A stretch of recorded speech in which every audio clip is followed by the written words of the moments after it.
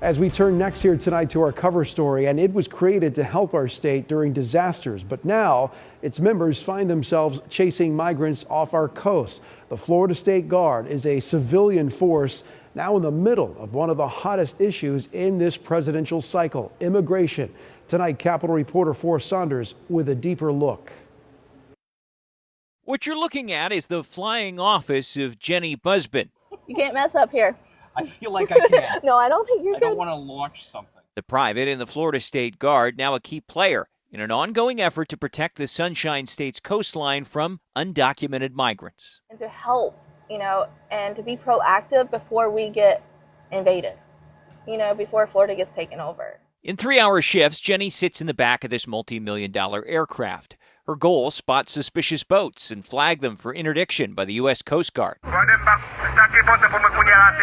That may sound simple, but there's a lot of tech behind the idea. At the heart of these missions is that thing, the bulb on the nose of the plane behind me. It's a $500,000 camera, and it does a whole lot. With super zoom, heat vision, a tracking system that can auto-ID boats, even the hull numbers on the sides of them, it's a crucial tool in spotting what officials say shouldn't be there. This is fairly advanced technology. It's very advanced.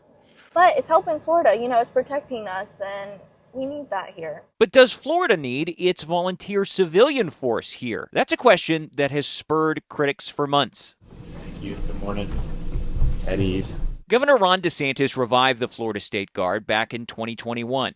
The World War II relic was originally created to supplement the Florida National Guard during the 40s. But DeSantis then pitched the idea as a way to help during state emergencies. Reestablishing the Florida State Guard will allow civilians from all over the state to be trained in the best emergency response techniques and have the ability to mobilize very, very quickly. Lawmakers later agreed, greenlighting a cap of 400 members in 2022, which grew to 1,500 members last year.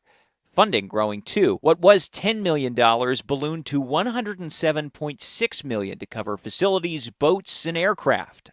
Here you go. Roger. While the first 120 trained cut their teeth on Hurricane Idalia, their role recently became more divisive. DeSantis in February tapped the state guard to combat illegal immigration in another state, Texas. Then just last month, the latest deployment, helping state forces along Florida's coast. The governor using emergency declarations like this one to justify it, meeting the state guard's deployment criteria of a, quote, state emergency. The crisis in Haiti, the most recent. Though the Coast Guard hasn't reported a recent surge in irregular migration to Florida, DeSantis said he's being proactive. It's the same thing we do when we do hurricanes. We will mobilize stuff, and sometimes those resources end up not being needed. But I would much rather do that and then have it not be needed than to say, well, we knew this was a possibility, but we just didn't want to do. So we're using all the tools at our disposal here. Previous efforts along Florida's coast without the Guard have yielded big numbers. Since January of 2023, state officials say they've helped the Coast Guard stop 670 vessels carrying over 13,500 undocumented migrants. And more recently, where we're not seeing what we had seen before. That's Jay Best, who pilots the planes that carry the state guard. And while he says interdictions appear down, deterrence is still a vital operation. Your feeling is the word is out. Yes. Oh, yes. Yeah, none of this is a secret. This is an overt law enforcement action to protect the state, to deter any type of immigration coming in, and to identify if there are any kind of gaps. And if they are, we fill them.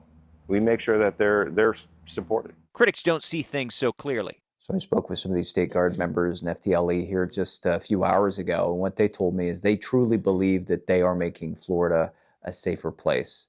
You think that's true? Safe from who? The migrants? I can guarantee you, if you look at the numbers, there are more individuals who are being harmed from individuals who are domestic than individuals who are immigrants. State Senator Chevron Jones represents perhaps the largest population of Haitian migrants in the state. He recently sent DeSantis a letter urging Florida to use its resources to help those fleeing the country instead of turning them around.